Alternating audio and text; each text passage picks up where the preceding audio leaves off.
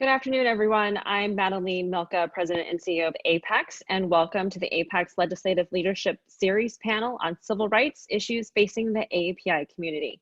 This is such an important conversation, and we are thrilled to bring to you a panel of expert voices for this discussion. Let me get us started by introducing your moderator for today, Vivian Chang. Vivian is the Civic Engagement Manager at the Asian Pacific American Labor Alliance, or APALA, where she oversees their efforts on Census 2020, civic engagement, citizenship, and political work. She has also led APALA's field program in Nevada, where she was responsible for coordinating and mobilizing AAPI communities for record voter turnout. She previously worked in federal science policy and served 2 years as an AmeriCorps Vista in Pennsylvania and Illinois. Vivian is dedicated to advancing social and economic justice informed by the collective power of communities and to improving physical environments. Throughout her time at Carnegie Mellon and Princeton University, she dedicated time to cultivating the AAPI community and building solidarity across communities of color. We're excited to have Vivian join us today to moderate this discussion. But before I turn it over to her, just one quick reminder. For those of us joining on Facebook, please put your questions in the comment section. And if you're joining via webinar, please use the Q&A chat box feature. Vivian, it's all yours. Thank you so much, Madeline. And thank you to APEX for inviting me to moderate today's panel. I'm super excited to bring you this group of experts, but also folks who are so committed to civil rights and really advancing the work of our communities. So I'll just introduce our speakers, name and organizations, and then each person will introduce themselves a little bit more in depth. So on our panel today, we have Maritza Ecubanez. She's the Director of Strategic Initiatives at AAJC, Asian Americans Advancing Justice. We also have Roland Huang, the Vice President for Public Affairs at OCA, Asian Pacific American Advocates. We have David Inoue, Executive Director of Japanese American Citizens League, JACL. We have Scott Simpson, Public Advocacy Director at Muslim Advocates. And we have closing out Sim J. Singh, Senior Manager of Policy and Advocacy at the Sikh Coalition. So Marita, do you want to get us started with a little more intro about yourself and your organization? Oh, I think you're muted. Okay. Got it. Thank you, Vivian, and thank you, APEX, for having us today. My name is Maritza Ecubanez, and I work for Asian Americans Advancing Justice, AAJC. We are a policy advocacy organization based in Washington, D.C., focused on advocating for civil rights issues impacting the Asian American community. Asian Americans Advancing Justice, AAJC, is the D.C. branch of the broader Advancing Justice affiliation. Our other affiliates are in Los Angeles, San Francisco, Chicago, and Atlanta. And we have a lot of things that we'll be talking to you about today, but just very brief snapshot of our work. We work on the census, voting rights, anti-hate initiatives, immigration, lots of the issues that are really top of mind for our community right now. Cool. Thanks so much. And thanks for being the first to go. Okay, Roland, do you mind introducing yourself a little bit and a little bit about OCA? Sure. I'm Vice President for Public Affairs for OCA.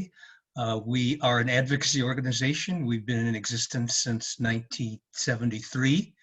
We have an office in Washington, D.C., and 50 chapters spread across the country in about 35 states. Great. Thank you, Roland. And now, David, do you mind going next? Sure. Hi, David Inoue. I'm the Executive Director for the Japanese American Citizens League.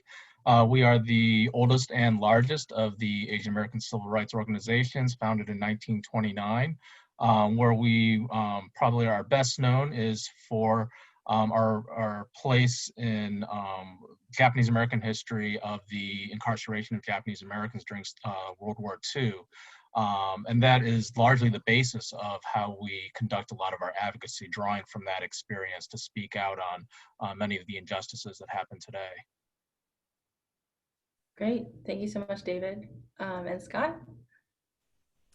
Hello, everyone. Thanks so much for having us on. My name is Scott Simpson. I'm the Public Advocacy Director for Muslim Advocates. And we are in our 15th year. We are led and founded by a strong cadre of women attorneys and we've expanded over the years to do more campaign work, as well as lobbying both at the state and federal levels. We work on hate crimes issues. We're certainly working on the Muslim ban and anti-hate initiatives generally. We work on issues of police violence, as well as lots of prison reform issues. Something about the American Muslim community is that it's a very diverse community. People of every racial and ethnic background, every sexual orientation, every income level. If there's a person out there, they're also Muslim. And so we really try to represent that full diversity, and we fight for progressive civil rights for all communities because we understand that intersectionality is important. And obviously a significant percentage of that are also Asian Americans. So we're really proud to be here. Great, thank you so much, Scott. And Sim. Thanks, Vivian, for having me, and APACS as well. The Sikh Coalition was founded by volunteers in the night of September 11, 2001, in response to the torrent of violent attacks against Sikh Americans throughout the United States. And we're actually just celebrating our 20th year in operation as the nation's largest Sikh American civil rights organization. And I currently serve as the Senior Manager of Advocacy and Policy, and I'm based here in Washington, D.C. And our issues focus on anti-hate, anti-bullying, police profiling, employment discrimination, and raising the Sikh profile and promoting religious tolerance. Great, thank you so much. So as you can tell, even just among our 5 panelists, there's a huge broad diversity of what civil rights looks like in the API community. And there's a broad range, I would say, of where that movement has been historically and where we are now. So let's just dive deep. We'll talk about some specific topics related to civil rights, but also, open the floor for us to kind of find that connection within our work and across our movements. So just to start us off, obviously, we're all in a pandemic, hence why we're virtual, right? And so that's important to recognize. And there's a lot of different ways that has been impacting Asian Americans and Pacific Islanders. Disproportionately, Pacific Islanders are at risk of contracting COVID, and a lot of the mortality rate comes, in Pacific Islander communities, for example. Or for another example, Asian Americans are being targeted in terms of just anti-Asian hate crimes. We're seeing a huge rise in those. So, at any time, panelists feel free to jump in and talk about the work that you're working on, or even just other issues. But I'd love to start us off and talk about what civil rights issues around COVID-19 have you seen, and what is the work that's staying laid out before us today?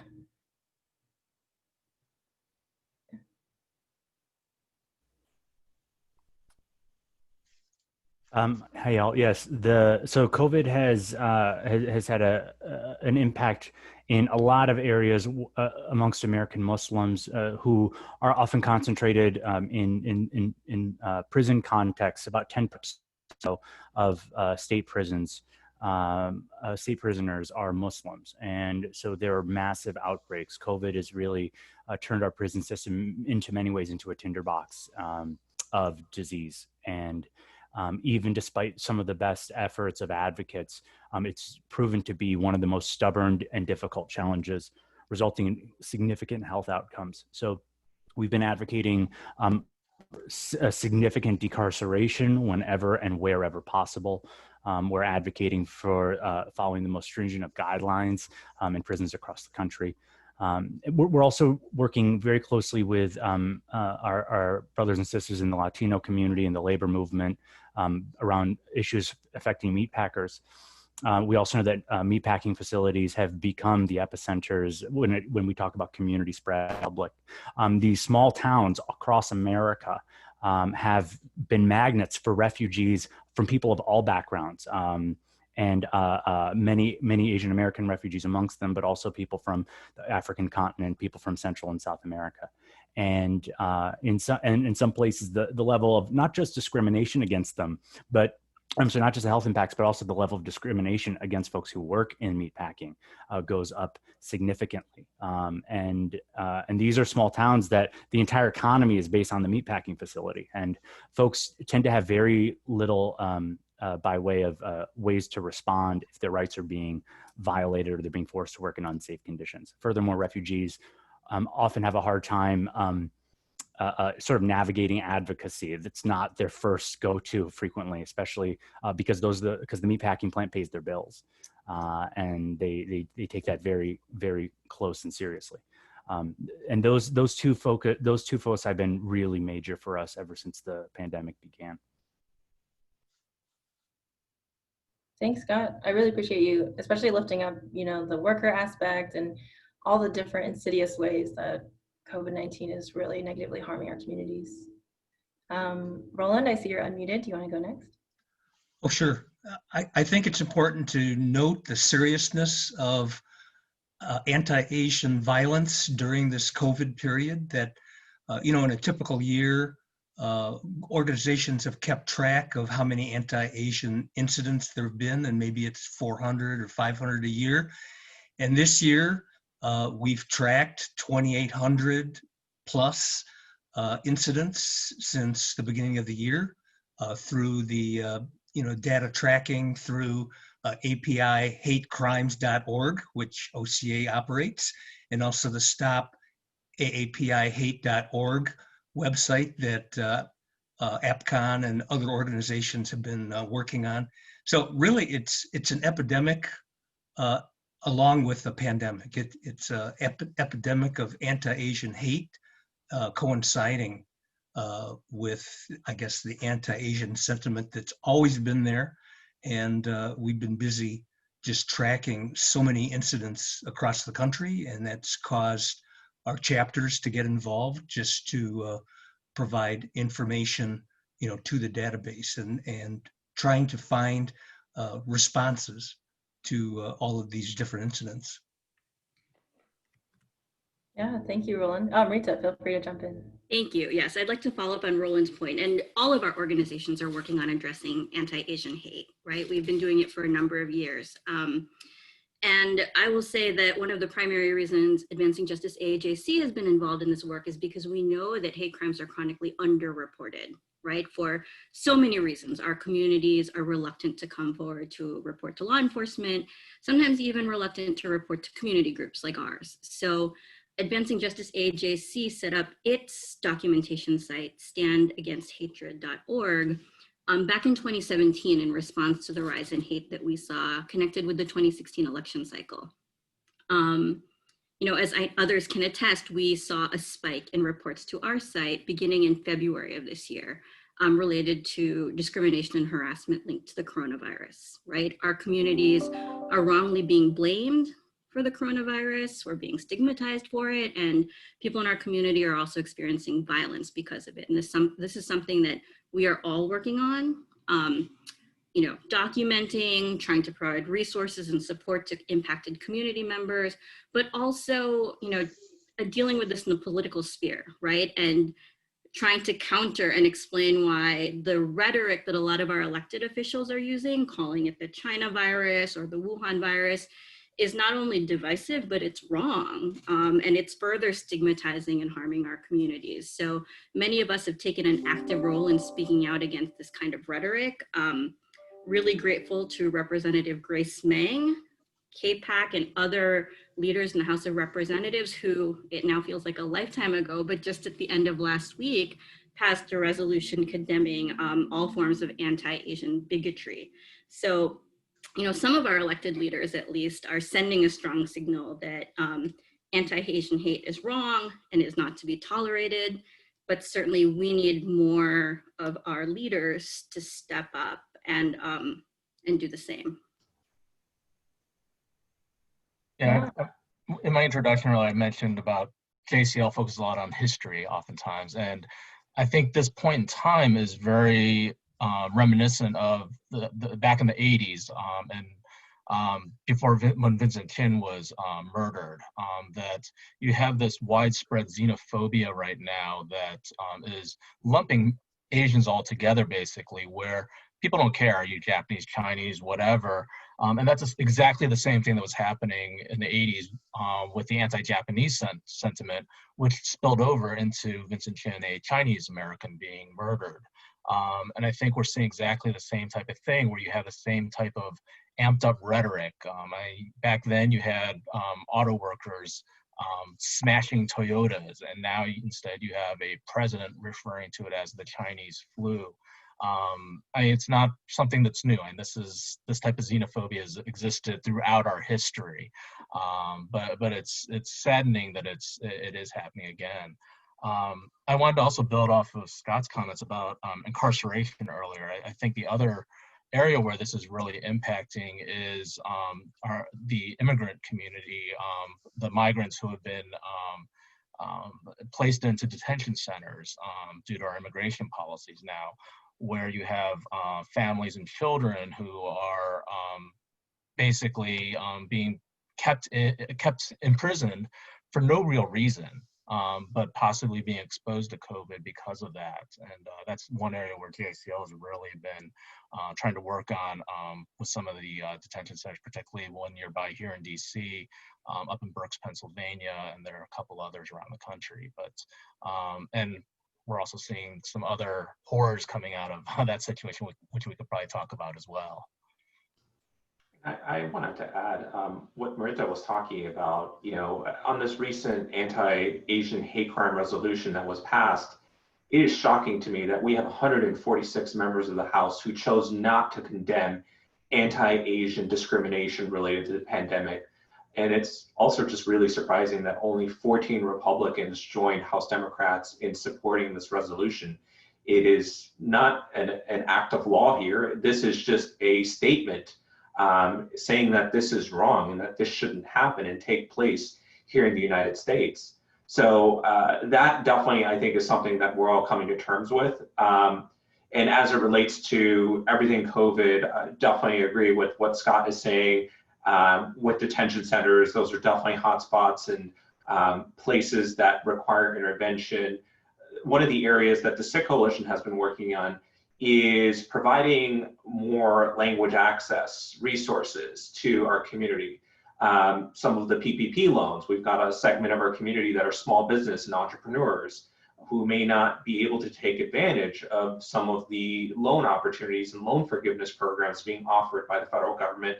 So we've been trying to make those more accessible, breaking that down into easier to understand terminology and providing translations into Punjabi, and just continuing to promote whatever state and local resources there might be, as it might relate to unemployment insurance, as it might relate to being a gig worker and what you can do to recover financially.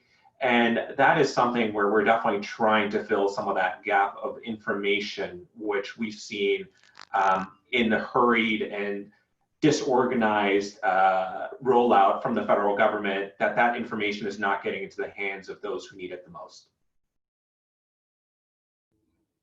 Yeah, thank you so much. Sure. Something that I think is just so important around the anti-hate initiatives that everyone here is working on. This is just so vitally important. And I'm thinking about at Muslim Advocates in 2015, 2016, the amount of hate crimes against American Muslims really skyrocketed. And it was a direct, unequivocal, unquestionable result of having their identities politicized by the Trump campaign and administration and all of the hangers on to that. There's sort of this epidemic of hate crimes and just bigotry is something that everybody, and this is something that everybody can and needs to really speak out against, like the folks on this panel have, like KPAC has. And I got to underscore the concern I have around Sim's point is that, there's almost a gleefulness now that some in the GOP will continue to use slurs to describe a virus. And it's despite the fact that obviously like World Health Organization and other health institution guidelines specifically say not to. It's something that just we can't let anyone ignore. And I am so thankful to be in support that Muslim Advocates, that we can be in support of this. And there's been such a broad, the opposition has been really disheartening, but the broad support is also, I hope encouraging as well, because this is something that we can't ignore. So I'm going to chime in with two related points. So one piece of legislation that many of us have been advocating for many years is the Jabara Hire No Hate Act, right? Which is seen by many as, an important first step to correcting a lot that's wrong with the way the government collects hate crimes information and shares it. So I mentioned that not just because it's important in its own right, but because that act actually took a step forward when it was included into the HEROES Act, the COVID-19 relief package that was passed by the House of Representatives, right? So that's great, but that bill has been languishing because the Senate has not taken action on it. So we know our communities are hurting in a lot of ways from anti-Asian hate, but also, a lot of people are really suffering economically because of job loss and so much that's been related with the pandemic. So we really need direct relief for all of our communities. And it's really shameful that Congress has not been able to act on that. And I think the one other toll that our community has also experienced is the mental health aspect as well. And our whole country is suffering right now, but I think just because of the additional targeting that, and we hear about people going out and buying guns now because they fear for their lives. And I know that frightens me tremendously, that someone who probably has never picked up a gun before is going out because of fear and buying a gun. And the toll that is exacting on families, on children as well. And when this first broke out, there were stories of children being bullied in school. So I think that's the other aspect of this that we can't forget about either. And I'll just add to what David's point is, with COVID, our way of life has radically transformed. Right? Even the way kids are interacting and receiving their education nowadays is all shifted to the virtual classroom. And Congress still hasn't addressed the loophole in cyberbullying. Schools are effectively, with very limited resources or ability to control cyberbullying that happens. There isn't very much state legislation, and there's virtually no federal legislation that addresses this problem. And so Congress, again, has a lot to do if they're going to catch up with how our lives have changed as a result of COVID and how we're going to address some of the bigotry and bias that has moved from in-person to now the virtual spaces. And as we've seen, Department of Homeland Security has issued some warning reports about white supremacist activity, and that's also getting politicized. But the radicalization that is happening online is definitely a problem. And I think we're going to see more coming through, which is there's going to be some problematic solutions that might promote more surveillance of Muslim and brown communities, which is not the way to go. It's not the way that we need to solve these issues.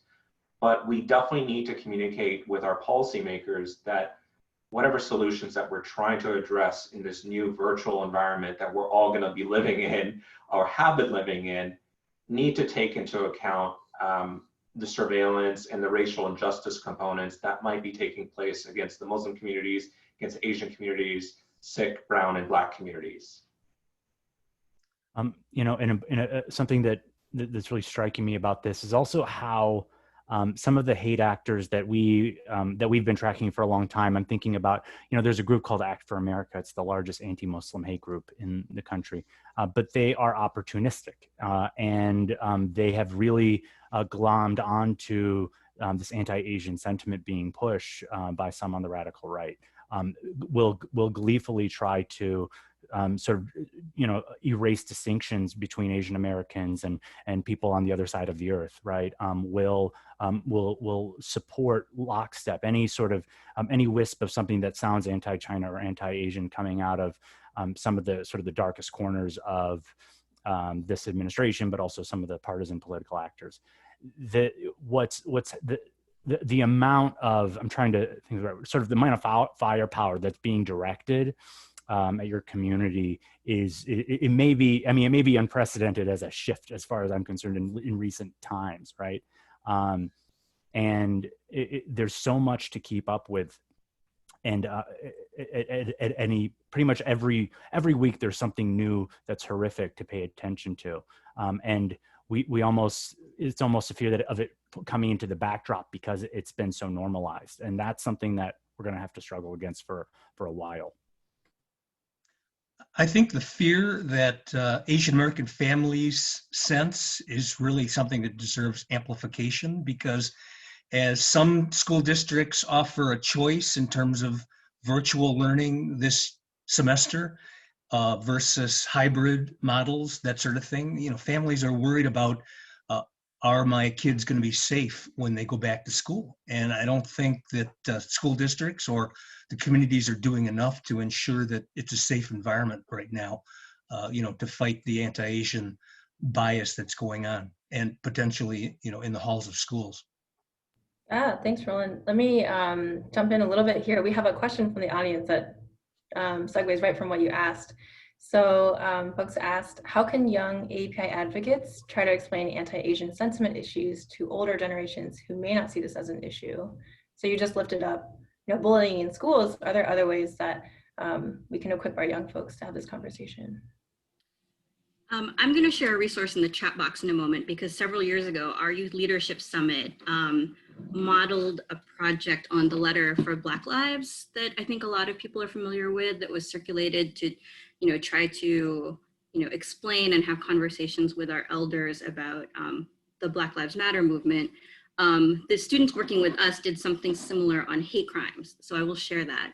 But you know, I don't know that one needs to that there's a gulf in explaining why anti-Asian hate is harmful, right? I think it's more having a dialogue about why these incidents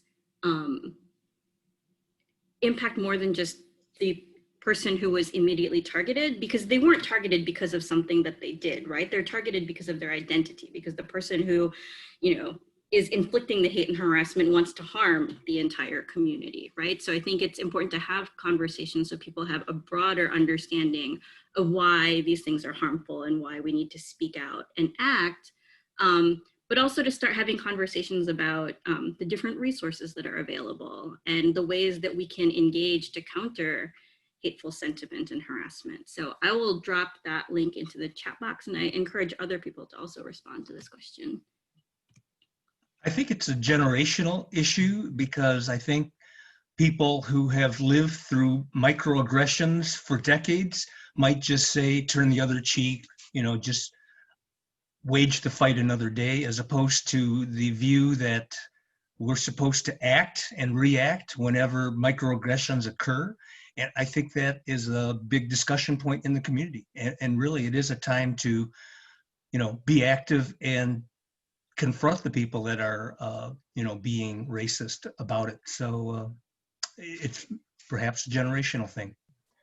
I actually feel like the anti-Asian hate from COVID has actually impacted more of some of our older members of the community. So I think that in itself, that this time is actually causing more of our older community members to be more awakened to anti-Asian hate. I think that sometimes we also can play into it ourselves. I think the Japanese American community is very guilty of this, I think, of promoting sometimes the model minority myth, that we are trying to equate ourselves with whiteness almost. And I think that by doing that, we oftentimes do sever ourselves from a lot of what happens, and the connection between what happens sometimes in anti-Asian hate to anti-Blackness, that we don't recognize that connection, that same racism against us as a community is the same racism that's perpetuated against other communities of color. And I think that's where we need to use this time and place to draw those connections a little bit better for our community. I agree with what David is saying in terms of drawing some of those connections. I have personally had a lot of discussions with Sikh and non-Sikh community members or other members of the API community who may not know how much we really owe to the Black community in terms of their struggle and putting their lives in blood, sweat, and tears into providing equal treatment under the law for us and advocating civil rights. South Asians and AAP, the API community has benefited from those struggles. We weren't allowed to be citizens, therefore we couldn't vote. We weren't allowed to own land. We weren't allowed to have interracial marriages.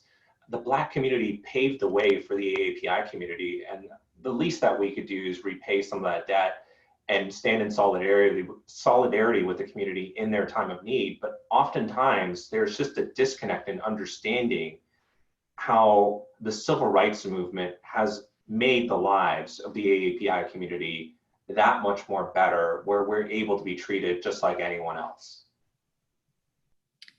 Thank you for raising that, Sim.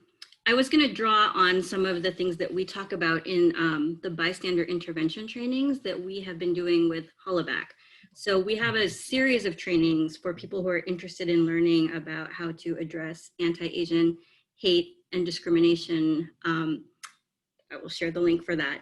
But in these trainings, we do spend some time talking about the historical context of the discrimination that our communities have suffered. And as part of that, we talk about how the growth in our communities really only came about after immigration laws were changed in 1965 as a direct result of the civil rights movement, right? A lot of us, well, some of us have roots that go back decades in this country. A lot of us are more recent immigrants, and our very presence here is due to the civil rights movement. So that's one point we always try to underscore, and also to share that the safety that we want to build for our own communities is the same safety that we should all be striving towards for everyone, right? Including Black and Brown communities. And then just looping back to one of the earlier points, another tool that we use in the training is to talk about harassment and hate as a spectrum of disrespect, right? At one end are the more egregious, violent episodes that people hear about in the news. But it starts with the things that people might dismiss as microaggressions, right? And these things can build and escalate, which is why it's really important to address even the seemingly small incidents as a way of hopefully trying to head off things escalating into more egregious episodes. Great, thank you, Marita. And we have a question in the chat. So are there ways that we can be more inclusive of other API groups and sort of eliminate or get at that East Asian bias that often comes, in the anti-Asian hatred issue, but even in other issues, right? So for example, the ways that folks are referred to when you think of Asian, oftentimes people are like, that doesn't include certain folks. So I think this is a great question. I appreciate it from the chat, and gets at a lot of points like David covered around model minority myth. Like it's not only a way to wedge us against Black communities, but also to flatten what API means, what that diversity actually covers. So yes, let me pose this to the panel. Are there ways that you're thinking about in terms of the civil rights fight? How do we be more inclusive? How do we broaden the diversity of our community? If I can suggest, coalition building is a plus, and we should not be afraid to work together, for common goals. And equality and equity is something that everyone can embrace. And so we should be working together as we are during this webinar. Just, it needs redoubling an effort. Yeah, agreed. Oh, and a follow-up to this question for Sim and Scott, are there specific policies that your organizations are advocating for around combating anti-Asian hatred? Yeah, thanks so much. Both questions are just vitally important, because when I think about sort of our work at Muslim Advocates, because something that has been at the center of so much of what we do, and this is true for I think a lot of communities that span multiple sort of national origins and other identities, is sort of the need to actually build it into an exercise. Like it has to be an exercise and a practice of being inclusive. It's really taking a look at sort of all of the parts and pieces of your work and figuring out who's not here and who's not at the table, right? In your clients, on your board, in your staff, amongst your donors, in your public facing outreach. And and it's a practice. There will never be a day where you've got it, folks. That's not going to work. There's always more places to learn and grow, and never to be expected to be perfect either. So we have to be very open to criticism, even when it doesn't sound constructive, right? But we really need to look at, and we've really taken a focus of who are the American Muslims who are not at the table. So we look at sectarian minorities. We look at racial and ethnic minorities. We take African-American Muslims are a good example, but also, in the API context, the Rohingya within the United States, there's a lot of Burmese Americans in the United States. And like, how do we make sure we're representing them? How do we make sure we're representing queer Muslims, Muslims with disabilities, rural, people live in rural communities. So there's a lot of places where we need to sort of always be working and trying to do better. And that's always going to be one of them. I'm never going to say it's not. And as far as a specific anti-Asian hate that we're working on, we always stand shoulder to shoulder with the API leading organizations, and we are more than a yes and, right? But we start there, right? So we at Muslim Advocates, we weren't the ones who decided we needed to lead the charge against anti-Asian hate. We needed to be in partnership and in support of and active both within the community we represent in the broadest sense, but also be a voice that's solid. We didn't want to dive in first, let's put it that way, because you have great advocates on panels like these. But amongst them and this is more than resolutions, right? But the resolutions can be important in their own right. But it is hate crimes legislation. It is advancing not just know your rights materials, but also sort of community sensitivity training materials. And it's also really being muscular against folks who decide to use anti-Asian hate, especially casually. That's the thing that really strikes us at Muslim Advocates, I think, on a day-to-day basis, with how casual, and gleeful is the term that I feel like they throw this out, and we can't ever let it normalize. So we don't. Like, they come up with new terms every day, and we can't let any of them slip. And yeah, I definitely want to answer as well in terms of what Scott had said. The Sikh Coalition as well stands shoulder to shoulder with all the leading AAPI organizations that are pushing back against bias and bigotry, because our community experienced that in the aftermath of 9/11. But as a Sikh community, we never wanted to imply that, hey, your hate being directed at Sikhs or those who might look Muslim or Arab or whatever character that they may have in their head about what a terrorist might be, would inadvertently imply that you're targeting the wrong guy and that you need to go attack your hate and direct your hate at someone else. That's not the appropriate framing that we ever use. And so we understand that it is critically important to stand in solidarity with the Asian community in responding with anti-COVID related hate crimes. And so we are supporting every possible hate crime legislation that makes sense, that is not harmful to Black and Brown communities. And we are definitely trying our best to be the right allies for the moment and not trying to take over their space, because at the end of the day, we want to let the AAPI community lead out on what they need and tell us how we can support that. And we will be there for that. Yeah, I just want to highlight that back in March, I think it was Muslim Advocates, it was one of the first organizations that contacted me to just say, what can we do to be supportive of the AAPI community? So I really want to lift that up.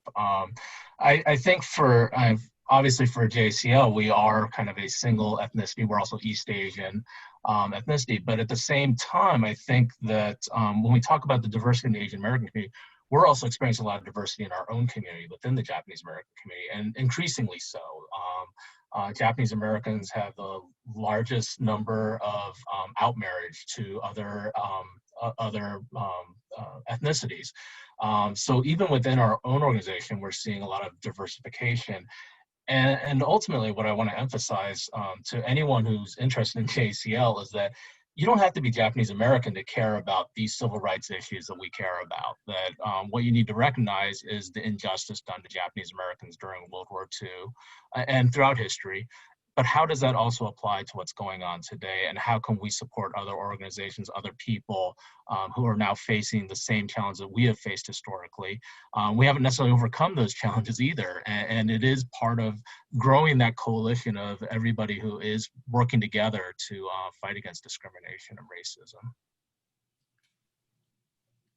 So I would just like to add that, our groups do work together through, it's baked into our DNA, but through various coalitions, right? Through the National Council of Asian Pacific Americans, through the Leadership Conference on Civil and Human Rights, through many different orgs. I mean, we do regularly work together. So we're not just talking about it. Like we walk the walk. There's always room for improvement, but we do work together.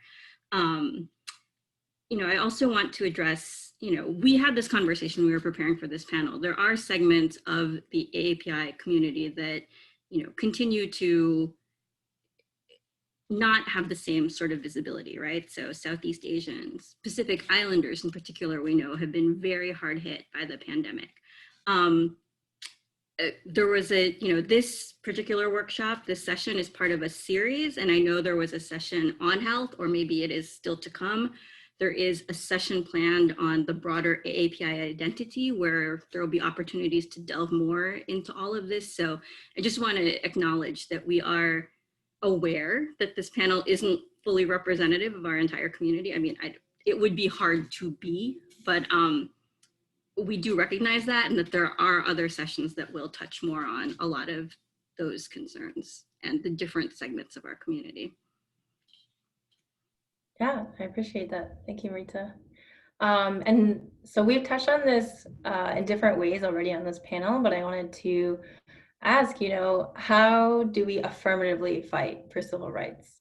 How do we be in solidarity with other communities of color, with other civil rights movement? Because there's a lot that's very, very just depressing, right? If we talk about civil rights, we could talk all day just about the negatives, the ways that we have to play defense, the folks in detention, just last week, women in ICE detention who are experiencing forced hysterectomies, so there's a lot of, and that's the work that is before us, right? But how do we, address those issues, and how do we affirmatively, push for civil rights? And if you want to talk about what does this fight look like for next year, feel free to throw that in too.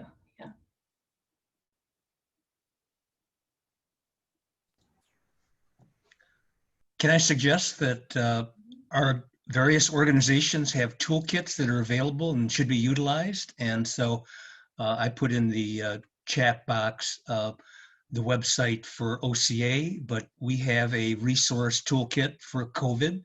We also have one for researching wild Asian. So I think we really have rich resources among our organizations for people to, take those toolkits and run with them. Vote, vote, vote, vote, vote, vote, vote, vote, vote, and vote. Everywhere, every how it will make a massive difference. Who is in charge matters. Elections do have consequences, even when they're not fair, and even when the outcomes are not representative of of popular votes and these kinds of things. It is so important now more than ever. And if I think the last 4 years haven't really shown what a difference that can make. We really all need to lean in as hard as we can to the communities we represent, and do so in ways that really make sure that we're amplified in states and localities that matter.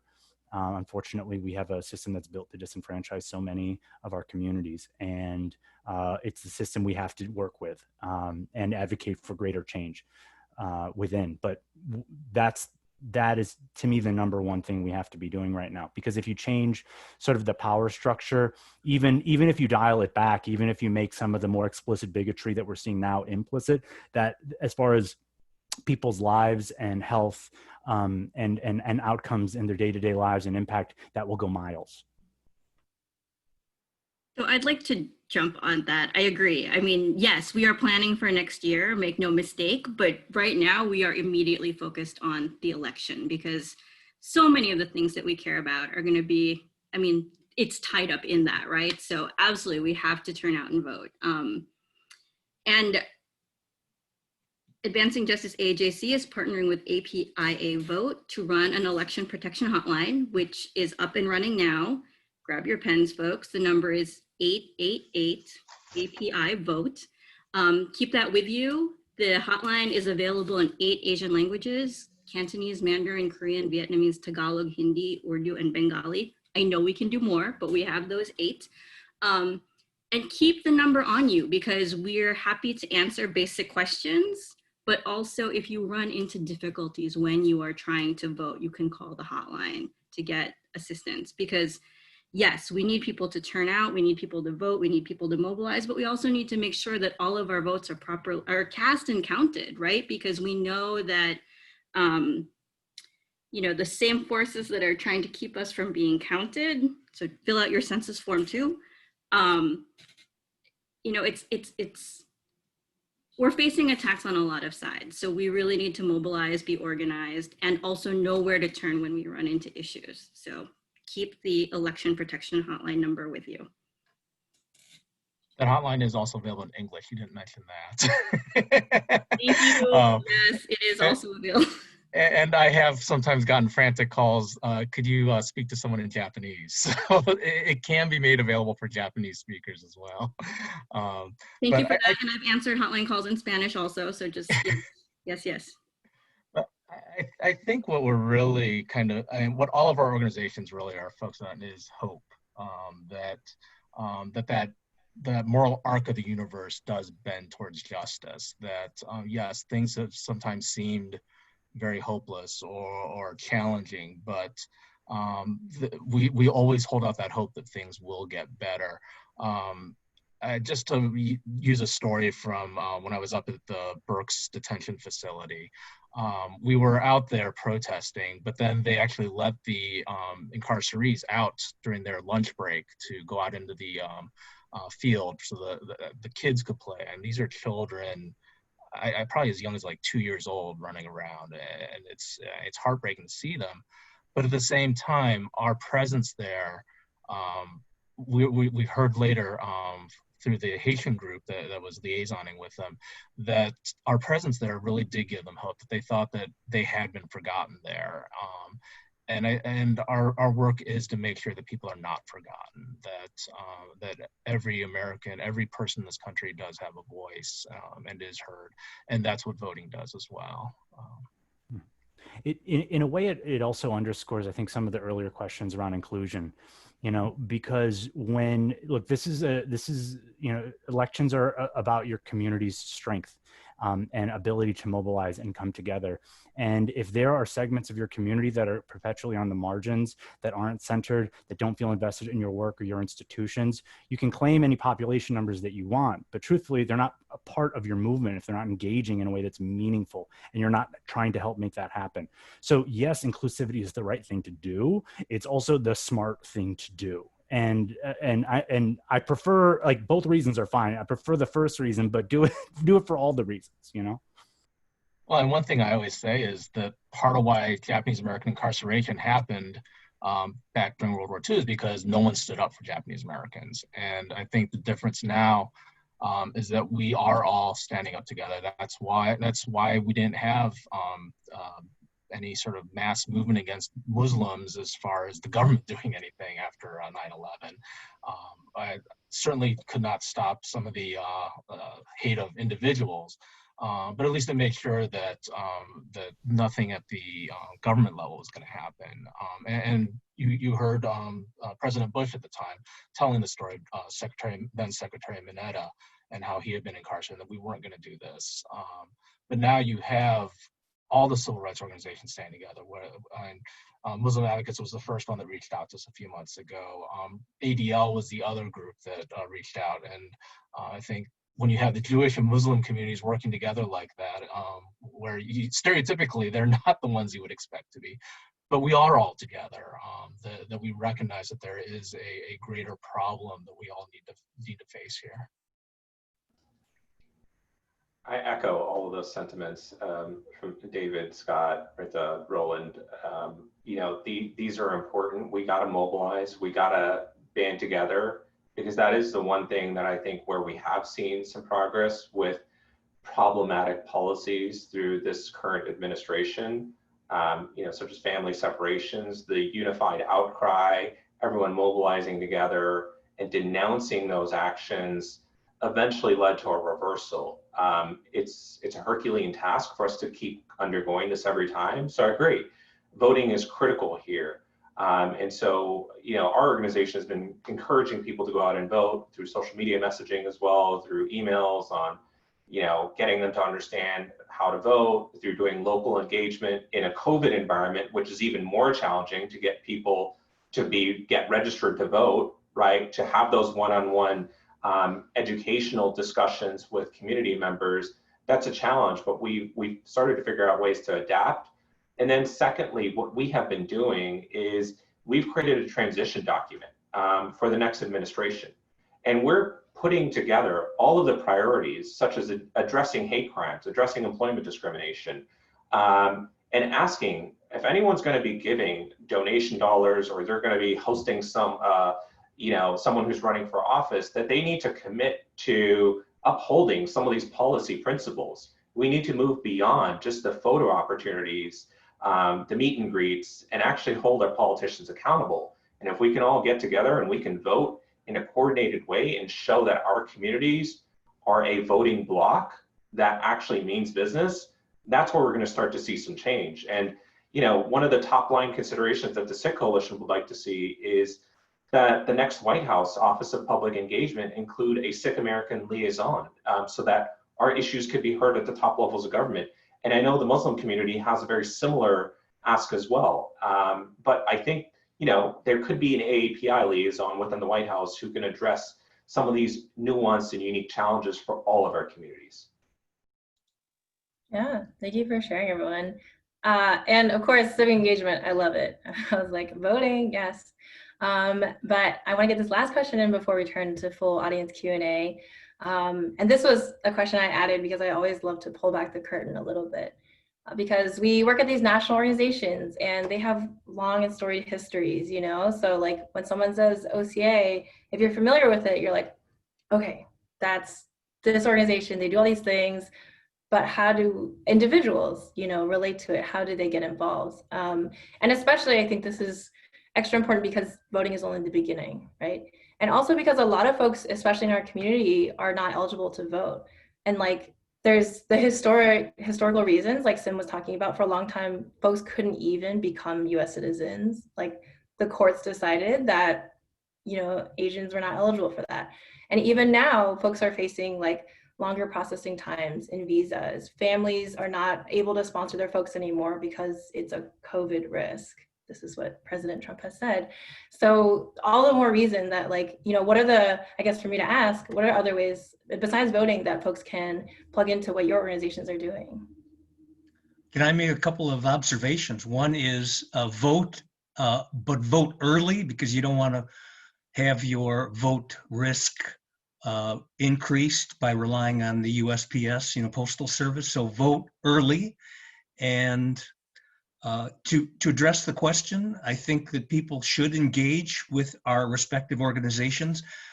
You don't have to have, in OCA's case, a chapter within, let's say, 25 miles of your house. I mean, you can certainly engage with our organization wherever it is, and don't feel like you're hamstrung because the chapter that's closest to you is not, an hour drives away. So I would urge people to just seek us out.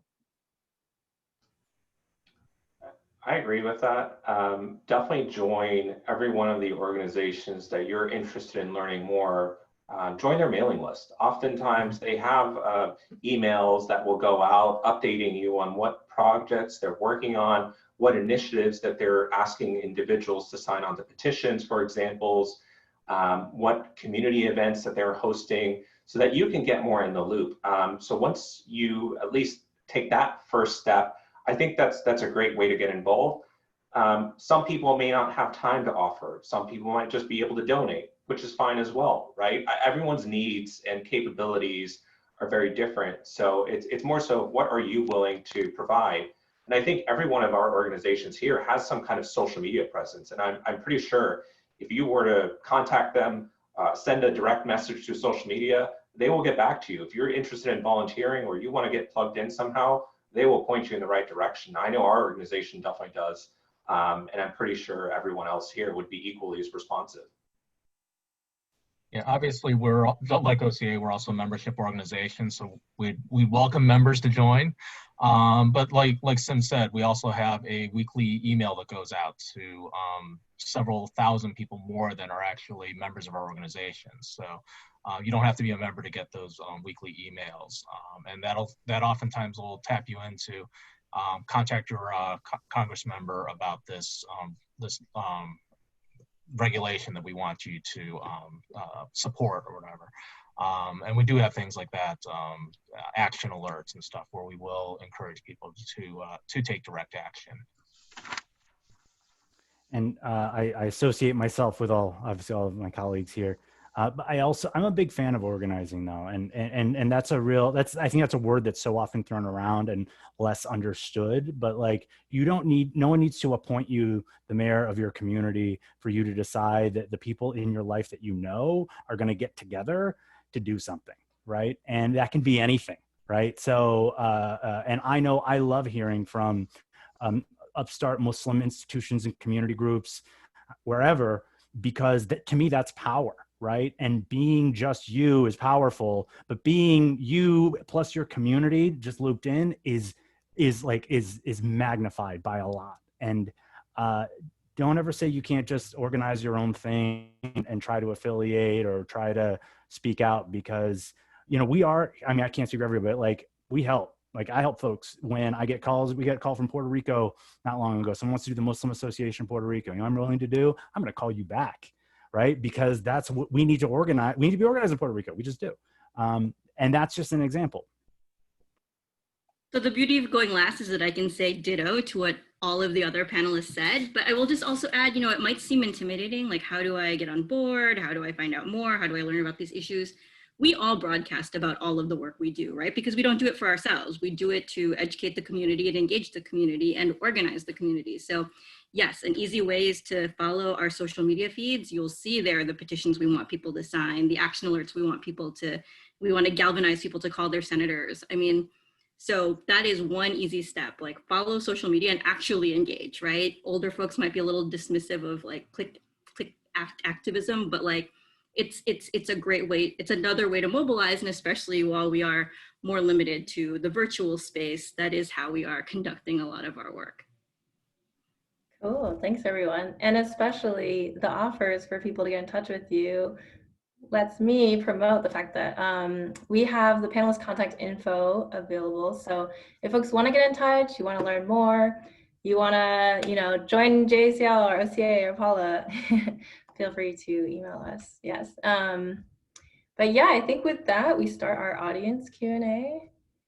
So I can start with, I saw there was one question that came up before, but if folks want to keep putting questions in now to the Q&A, we'll address them. But yes, so one question that came up in the middle. Oh yes, have there been barriers to your respective organizations in mobilizing people to make anti-Asian sentiment a more mainstream issue?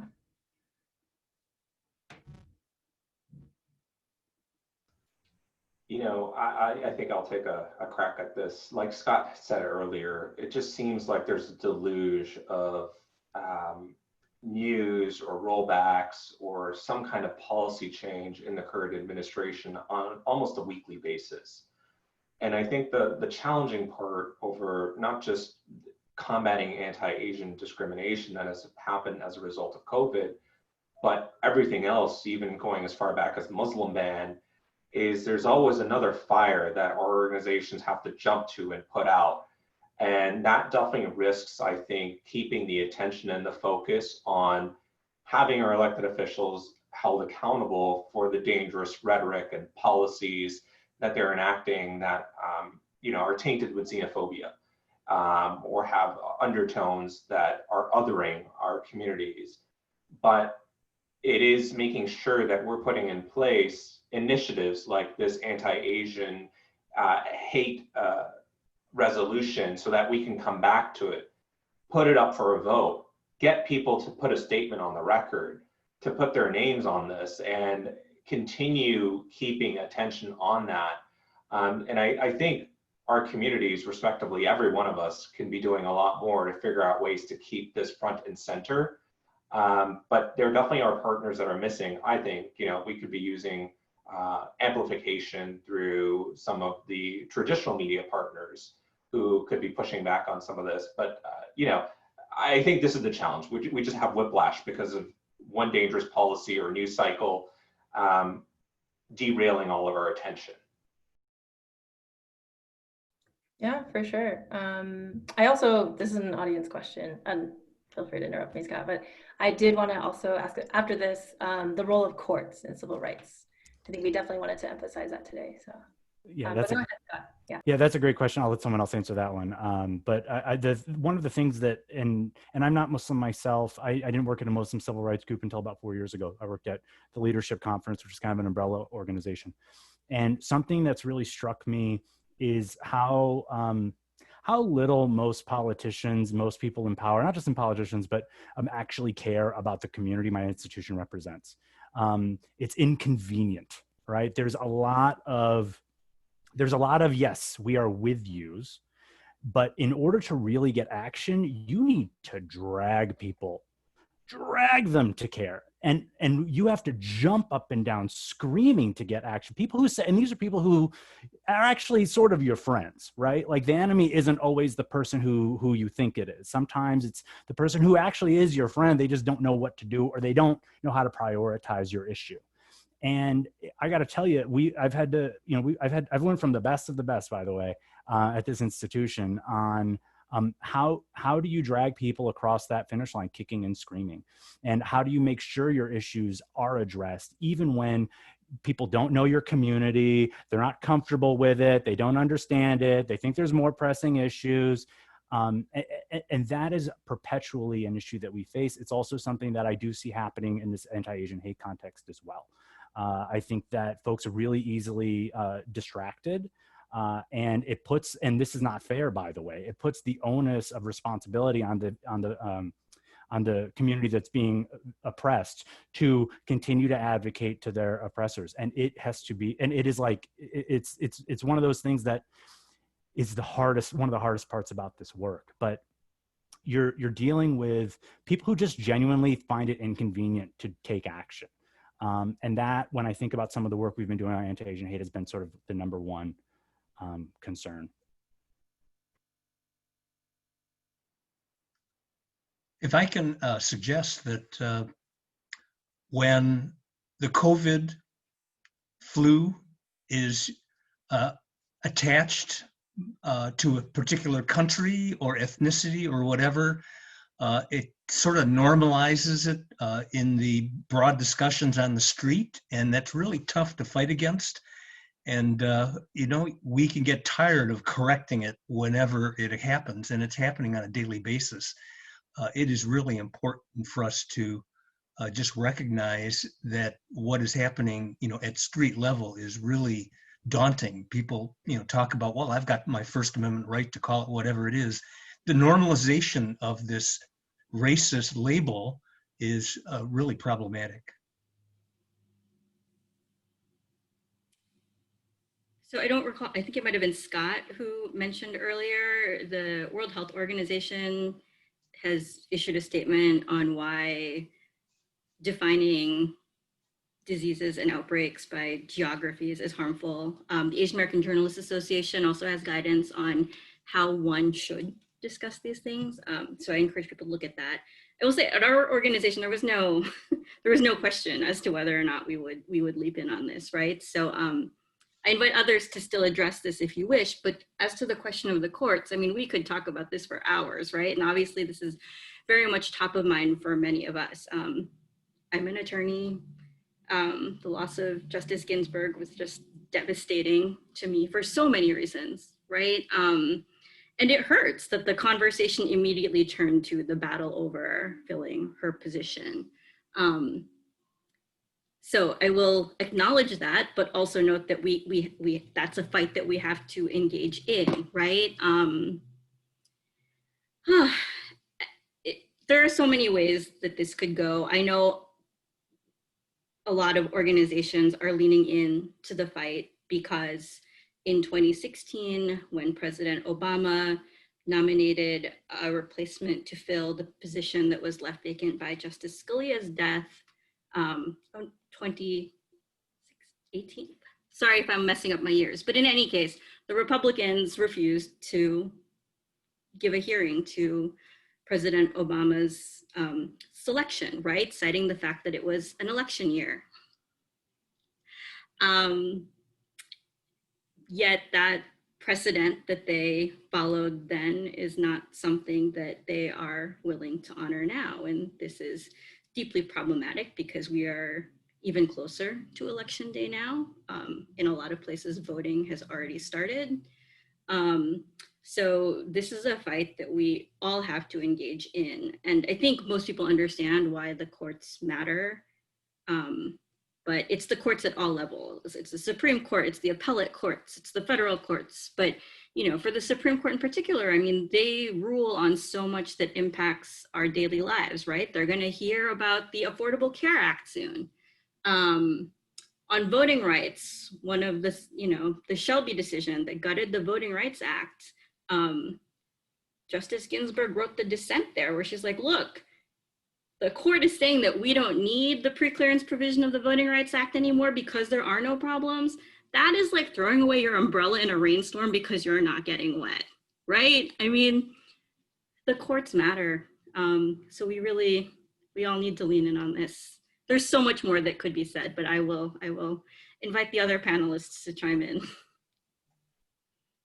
Yeah, I think the challenge with the courts is that it's clear that the courts have not always been protectors of civil rights. Obviously, the Supreme Court ruled that Japanese Americans could be incarcerated. Most recently, with the Muslim ban, we saw the court supposedly repudiate the Korematsu case, but then turn around and use the exact same logic for why they had upheld Korematsu to then uphold the Muslim ban. So we can't always, the courts are not as reliable as we would like them to be to necessarily uphold what we believe is constitutional law. That there is certainly a fallibility to the courts. That's why elections are so important. And there is so much that can be still accomplished, both through legislation, and obviously the elections have a direct impact of who is on those courts. So it all comes back to get out there and vote, and get your friends to vote, get their friends to vote, get their friends' friends to vote. It really is expanding that circle of who you can influence and try to make a difference in this election. Great, thank you so much. And one more audience question, and this can also be your closing thoughts that we can share. So the audience question is, how do you promote safety for your advocates? Because in this divisive political climate, we can't be certain how people will react when we discuss these issues. So that's the question. And then also if you want to add on any closing thoughts that you have for our audience. If I could suggest that whenever you have a potential confrontation, that you should always assess your safety and assess that, and then move on appropriately to address that situation. But yeah, you have to do an assessment for your own well-being, but then act. Yeah, I have an 8-year-old son who is taking karate classes. So he thinks that, oh, how do I defend myself in situations like that? And I tell him, sometimes the best defense is to run away. That sometimes it's just not worth getting into an altercation. I think obviously we want to challenge people when they are being racist or whatever. And I think that's a challenge, that oftentimes we are bystanders to when things happen, and we allow discrimination and hatred to happen right in front of us sometimes. It's the bystander effect. But I think it is the assessing, is it safe for me to do something? And what's the threat to the other person or other people? It is taking all that into calculation. So there are at least 50 ways to make a difference that require no one to take any physical risk or emotional risk at all. of conflict. You could write postcards all day and night and maybe get a paper clip, or maybe get a paper cut, right? But the reason that that's important is because you're right. There are times when people have to put themselves in physical harm. Don't do that. Like, there are ways to make a difference here. The safety of the communities is most paramount. Safe communities aren't given forced hysterectomies by ICE. Safe communities are not banned and thrown in prison. Safe communities are not brutalized by police. I mean, the way to help increase the safety of the community is to advocate for that change, and to do so safely.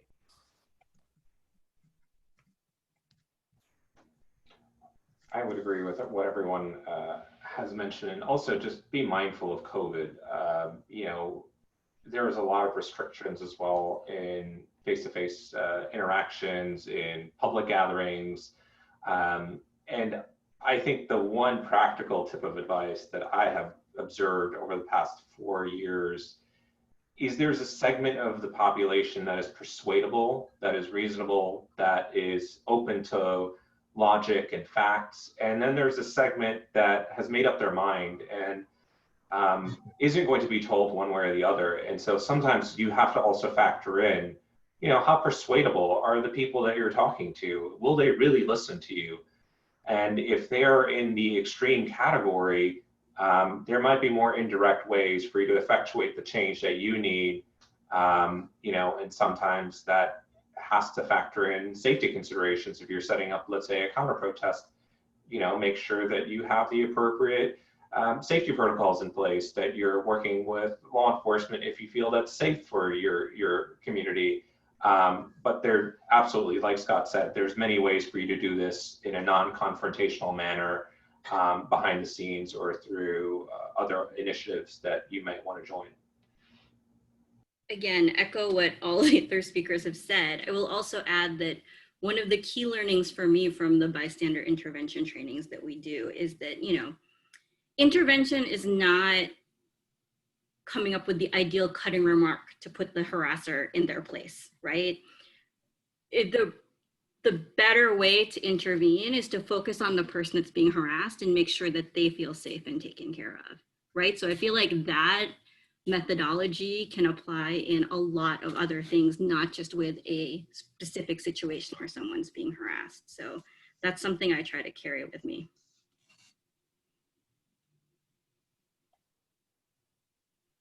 Great. Anyone else want to add before I turn it back to Madeline? Okay, well, first, of course, oh, sorry, Roland, did I cut you off? Well, I just wanted to emphasize the hate tracking programs that are in my screen, if you want to run that, and also to draw attention to the toolkits that are available for people to use, the COVID resource toolkit from OCA. So yeah, if you can show the screen. Oh, great. Yeah, and great. As we're closing out, I just want to give a big shout out, big thank you to all our panelists. If you can give them a virtual round of applause. And yeah, thank you to the audience too for joining us. You could be spending a Tuesday afternoon doing something else, but you decided to come here and learn how you can fight for civil rights. So let me turn it back to Madeline to close out our panel. Thank you, Vivian, for guiding us through this discussion today, and a big thank you to all of our panelists for joining us. We really appreciate you taking the time to participate and to share your insights and resources to which we can continue to fight for civil rights. We're down to 3 more Legislative Leadership Series sessions now, so don't miss our next important conversation, API Women in the Fight for Gender Equity, on Thursday, September 24th at 2 p.m. Eastern. Next week, tune in for our panel on housing issues, home ownership, and access to capital for AAPIs on Tuesday, September 29th at 2 p.m. Eastern. And for our final session about exploring the diversity of the AAPI community on Thursday, October the 1st, also at 2 p.m. You can register for these remaining discussions on our website, as well as for APAC's Celebration Virtual Asian Prom. So register for that, which we will be airing on October 1st at 6:30 p.m. Eastern to close off all of our Legislative Leadership Series sessions. RSVP to all these exciting events by visiting the APACS website at www.apacs.org. Enjoy the rest of your day. Thanks so much.